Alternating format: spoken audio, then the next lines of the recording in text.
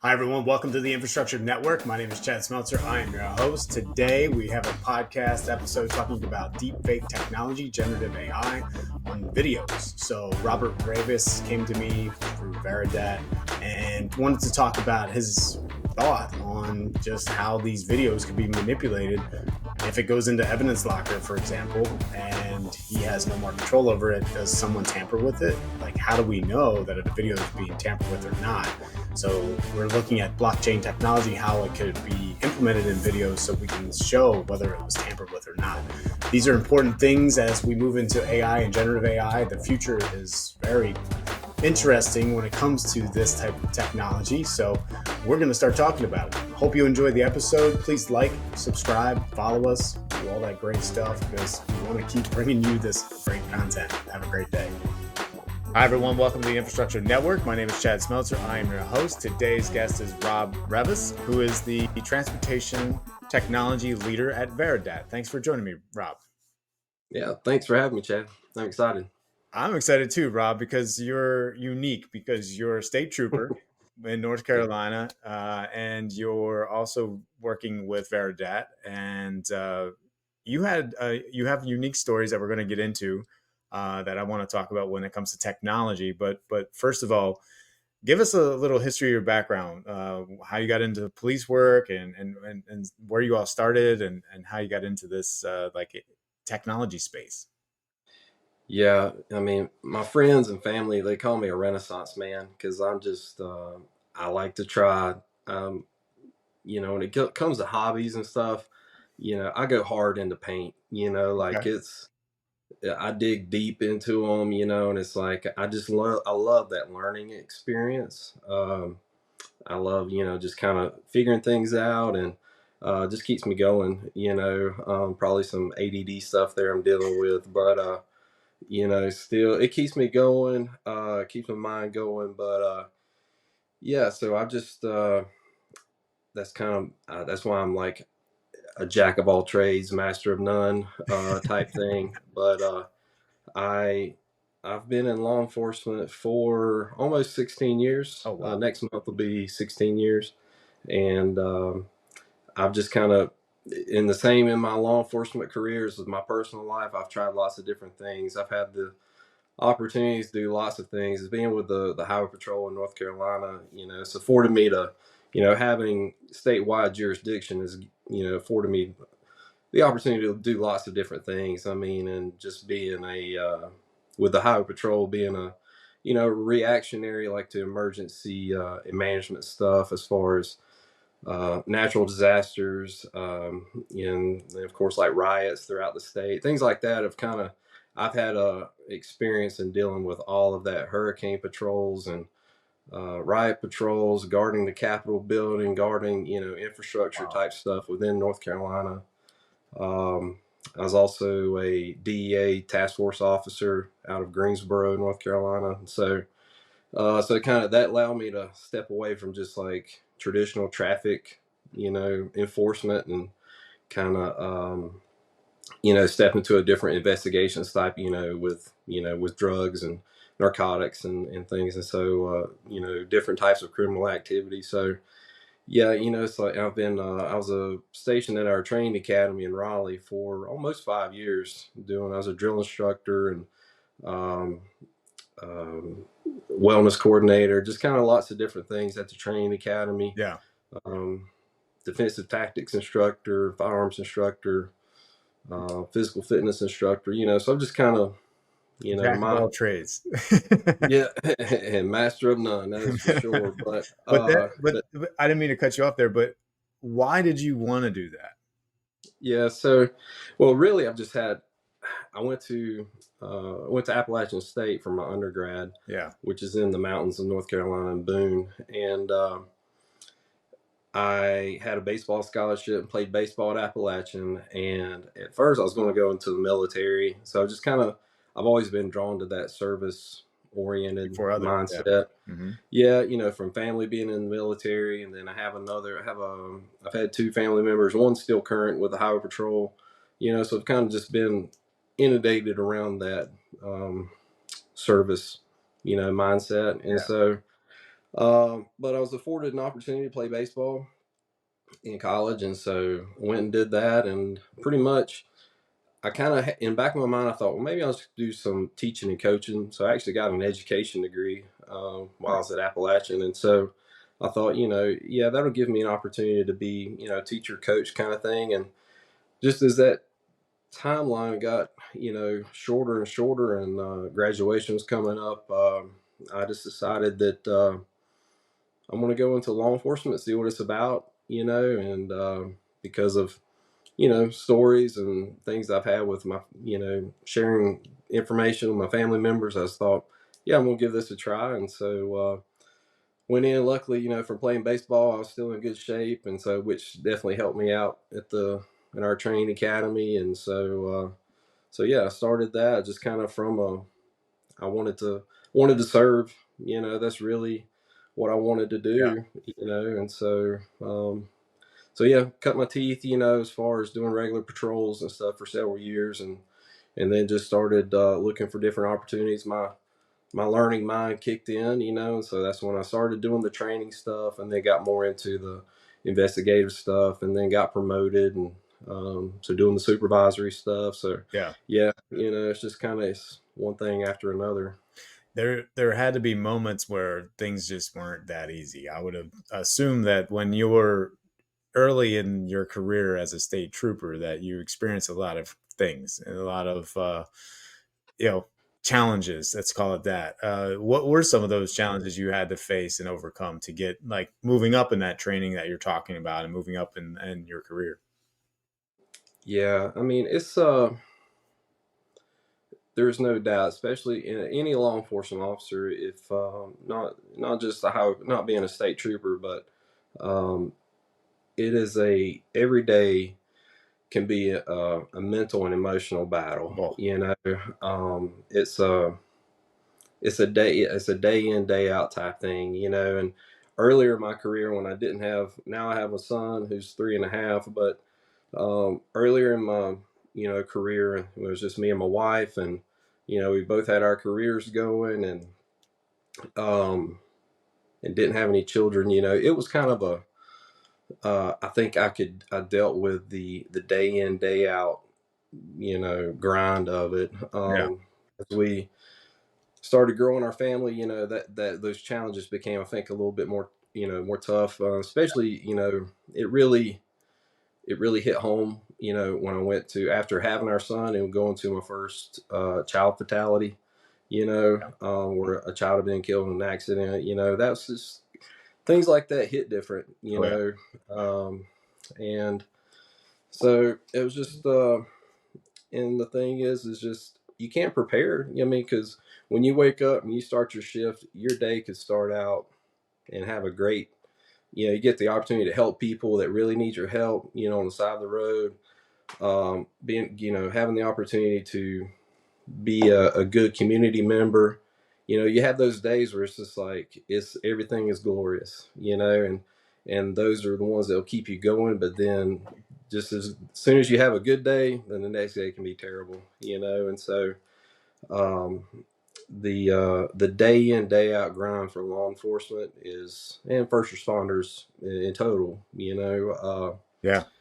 it's tough. It Yeah. is because I can relate as a volunteer fireman for 15 years. I kind of mentioned that to you before, but Mhm. the Yeah. things that you see, the things that you don't want to see, but you have to see, and then you have to deal with it emotionally, like mentally, like you talk about. But they last for a long time. Those things, they don't Oh yeah. magically just disappear. Yeah, it's No. No, but I do think that, especially the Highway Patrol in North Carolina, that I can speak for firsthand experience, is that we're definitely we're in that transition of getting out of, you got to suck it up and get over it, type mentality. yeah, We're definitely moving towards what can we do to work through this. Don't just push it all down, right, because it needs to come out, because as illustration is given to me that I thought fit well was, we all have this bucket of emotional stuff that's being poured into that bucket day in, day out. Yeah. It could be from, stuff with your job, child fatalities, use of forces, things like that. And, or it could be, you forgot to pay a bill, it's like all of this emotional stuff is getting poured in. And if you don't start to get some of that stuff out, it could be one drop that will make the bucket run over, Mm. you know, and that's true. That's the way it feels, and so you've got to start working through things to start emptying that bucket out, because things are going to keep coming in. So you just got to make room for it. Yeah. And, but yeah, so the community is coming around as far as kind of getting over that, just suck it up, get over it mindset. Yeah, the job's not easy at all. It's good to have that camaraderie with your team, your friends in the same space, because you can relate to each other. You can have those conversations that are always difficult, and you can joke about them, but it's not in a joking way. But that's how we used to kind of overcome those things. It's like, okay, well, we're talking about it because we got to get it out. You're talking about the Yeah, bucket. Those things we have to sometimes get out of the bucket. So that's how we relieve yeah, those things and kind of. yeah. Because it's interesting. Some of the as Tom Brokaw say, in his book, The Greatest Generation, the generation that went through World War One and Two, that generation, even though they've had the, biggest, life and emotional, mental struggles throughout, in American history, that generation actually had some of the lowest rates of what would be considered PTSD, Mm, um, because they, especially the ones that had the most intense stuff, like being in POW camps and stuff, they actually, the ones of the worst situations, actually had the lowest PTSD, uh, encounters, because they were actually, during their POW time, they actually had time to talk about hmm things that were going on. And so, and they could share their stories with people that understood, and so there's definitely some uh, big benefits in just talking about it and Right. getting stuff off your chest, for sure. And nowadays, with the way the world is, it's unique because we're in this transformation as a country, in general, and we're moving fast digitally. We're moving fast as a culture. Everything's are kind of changing, and it's very difficult for like law enforcement and to have to overcome those challenges, right? Because then you have to learn how to deal with people in different ways. Now it's not the way we used to do it versus the way we do it now, because it's totally different. So I can only Yeah, imagine the challenges that you face day to day. That's what I was getting at. yeah, and you're right. It's at a different speed, and the changes I've seen in 15 years, almost 16 years, when I first started, that I didn't have a computer in my car for almost 3 years. And now, our rookies they're coming out with all the latest gadgets in their cars, with, the GPS, in their vehicles, and computers and printers, and, this, I mean, like LiDARs, all this stuff is like, stuff that, has really, the rate of that stuff has just picked up dramatically. Yeah. Yeah. Flying Yeah. drones out of your car to follow a suspect would be perfect. I always envisioned that. I was like, why don't we just launch drones and they can track the cars? You don't have to mess with it. And being with, we don't have the drones, but, well, we do have in our collision reconstruction unit, but we use drones a lot, in collaboration with other first responders, especially the fire department, because the fire department has, they came across, some good grant money to get those. And so, is, we've used them recently, somebody gets in a chase and then jumps and Yeah. runs into the woods, then the fire department brings their drone, and it's got the heat sensing Yep. technology, Infrared. Yeah. yeah, so it's great, that collaboration of technology, and different units and stuff. Yeah, I hear. They have these contracts here where I live where they can hear gunshots and things like that and kind of Yeah, accurately place where it occurred, which is really yeah, cool. They can do that nowadays because then you're oh not yeah, just running around as police officers just trying to figure out where it came from. It kind of pinpoints it for you, or at least narrows it down. yeah, and fortunately, unfortunately, however you want to say it, but a lot of that technology has been, a spinoff from our years in a war, and Wow. um, in the Iraqi and Afghanistan wars, that a lot of that technology has trickled out into the, now our first responder community. But, that's really how it got its proven uses, was in military Mm. space. And so we're kind of reaping the benefits of that now, Of the and technology. so that's, I guess so. A transition into the technology side of my background is um, I for Veridat and another partnership we have with another company that's where I'm really wanting to integrate the technologies that we offer into different communities and cities, municipalities for this kind of a smart city integration. Mm. Smart city is not a it's not really a new term Right.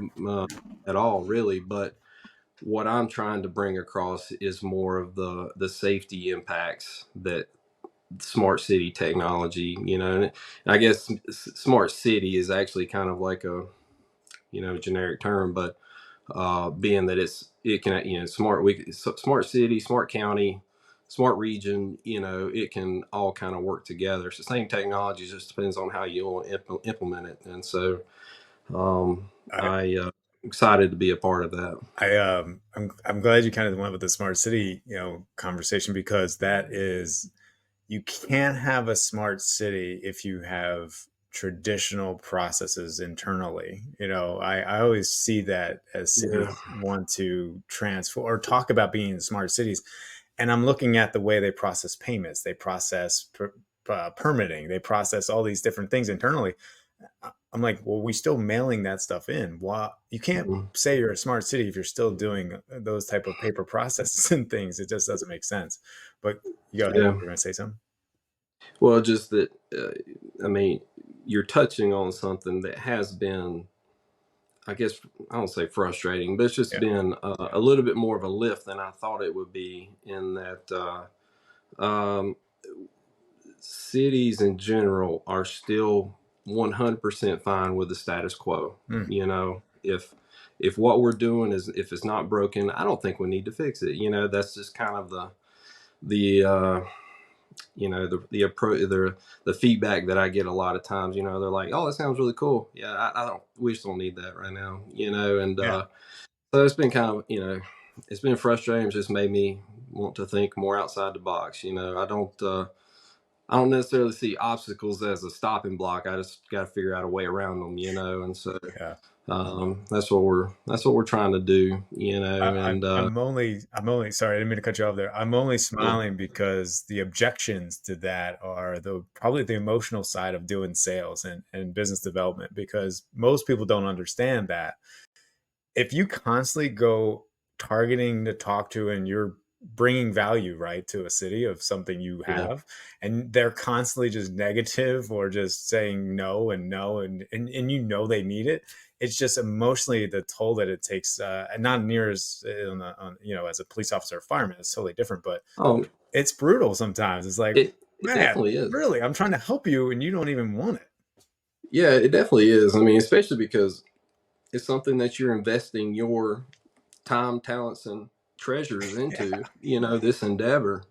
And you're like, it can be beneficial to you. Like, and then why not do it? Well, we just don't know if it's the time for us now. We're talking about grant, proposals and stuff, like, well, we'll try it on the next round, and stuff like that. It's frustrating, but just trying to.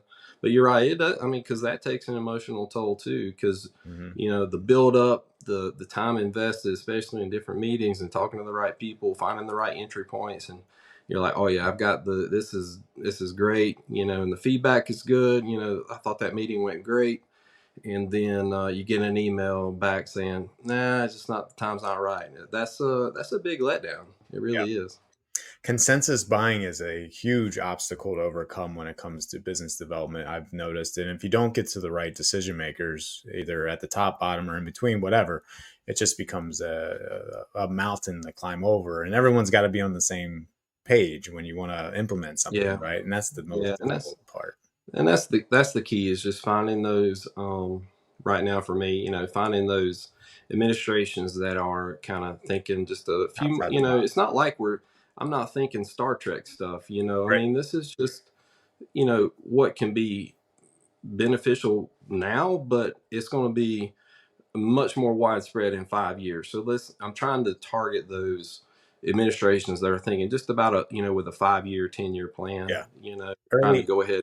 early Yeah. adopters to tech versus the ones that are just waiting to get ransomware attacked. That's what's going to take. It's got to be one event that Yeah. triggers the emotion to buy. Right? It's Yeah. like, oh well, we Yeah. just got ransomware attacked, and we spent $50 million to get out of our, get our computer system back or whatever because we Yeah. didn't protect ourselves. Little things like Yeah. that. Yeah. And that's really what spurred me into really wanting to partner with Veridat, because real quick, just Veridad is basically it's a software platform that's based on a blockchain technology that just it's like in the background of your data transactions, and it creates its own blockchain that makes your data 100% transparent, irrefutable, uh, immutable in what it is, Yeah. and so that if it's manipulated in any way, well then that hash is going to be a different. It's like a different fingerprint, Right. basically. You can't have two fingerprints identical from two different people, and so or DNA, it's like your DNA chain is your DNA chain, and same with our data chain. Right. And so when my I guess my journey into this started about a year ago.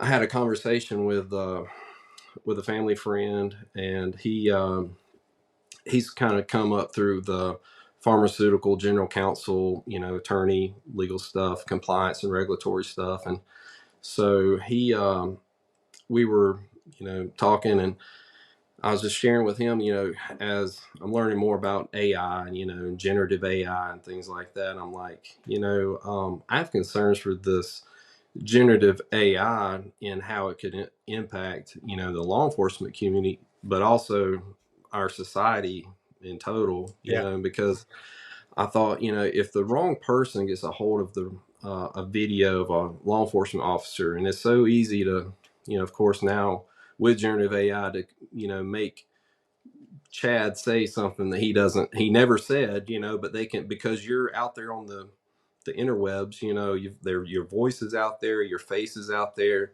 They can make you say whatever you want to say. And I just thought, now that um, law enforcement officers, body cams, video cams, in-car cameras, all that stuff is becoming, you can get it in public record, Yeah. subpoenas if you want to. You could get your hands on a video and make an officer say or do something that he never did, Mm. and it could create a whole nother George Floyd, situation Right. throughout the United States, throughout the world, because George Floyd impacted the world. And I was at Ground Zero at the Capitol building in Raleigh when the riots were terrible, Yeah. and so I had a very much vested interest in wanting to protect the integrity of law enforcement videos. And so then when I had that conversation with my friend, and a year later, he's coming around and he's getting picked up by Veridad as well as a consultant general counsel for them. And then he remembered that conversation that me and him had. And, he's like, I think you'd be a great, kind of spokesperson, and person for us to partner with, because you're right. That is Yeah. the now with law enforcement, and especially now in law enforcement using like what's called e-discovery for all of court documents and things like that, Mhm. there are a ton of transactions, data transactions, in the law enforcement arena, Hmm. you know, and Right. so Veridat can help protect the integrity of those videos because, you know, if something were to get out, you know, that was generative AI created, we can find the original blockchains if it has Veridad in the background, you know, working and protecting a company and agency's data, then you can say, nope, this is the original blockchain, this is the original source of this video, and somebody has manipulated it. This is the original version, this is the generative AI version, and it can protect the agency, protect our society. So it really has that big of an impact. That's significant. And one of the questions I would have to kind of wonder how the process is with data, especially when it comes to video. You're talking about body cam footage, things like that.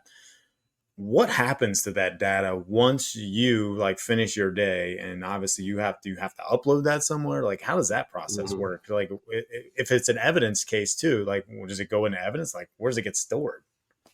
Yeah, every agency has kind of their own different, you know, SOP, standard operating procedures for things like that.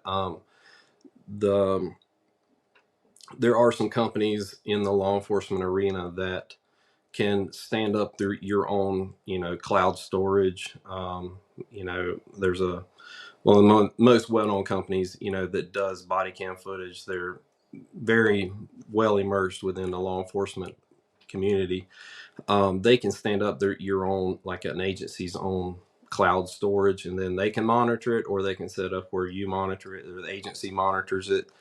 And so then, yeah, the agencies will have their different procedures on the timeline. Like, you know, your videos have to be uploaded within 24 hours of your shift ending, or by the end of the week. You know, it just depends. But then yeah, then that data is stored on a cloud, and in the event that somehow if it's like a critical incident type thing, like a use of force, a chase, you know, things like that, then that data, most agencies will have that data is stored indefinitely. Yeah. But then certain like traffic stops, that's tends to be, you know, quote routine.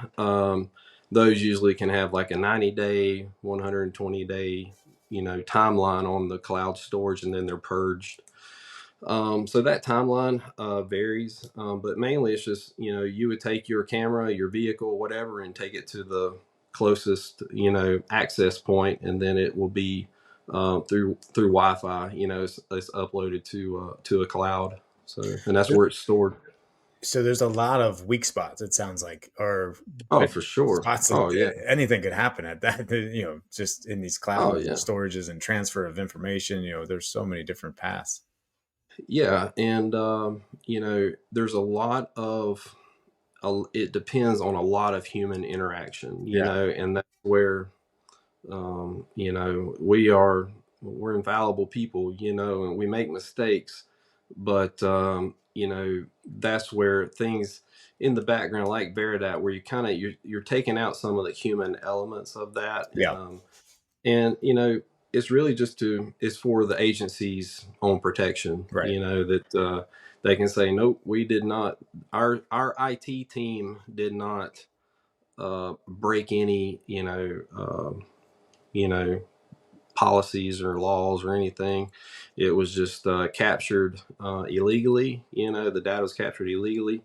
You know, and now with the way that hackers can, you know, they can access your cloud. They have this offsite, what they call a data lake set Mhm. up. You Yeah. know, they can spin it up and access your cloud for just a couple seconds.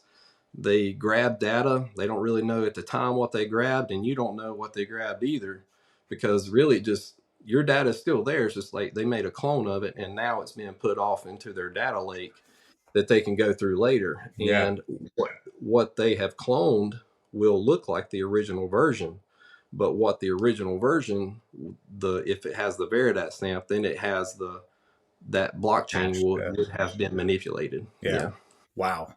So as I'm sitting, and we got to wrap up because our time's up. We'll, yeah. we'll have to have another conversation. But what I was gonna say is the potential for someone to clone it, like you said, take it and start promoting it all over social media and mislead or misinform so many people so fast could be Oh yeah.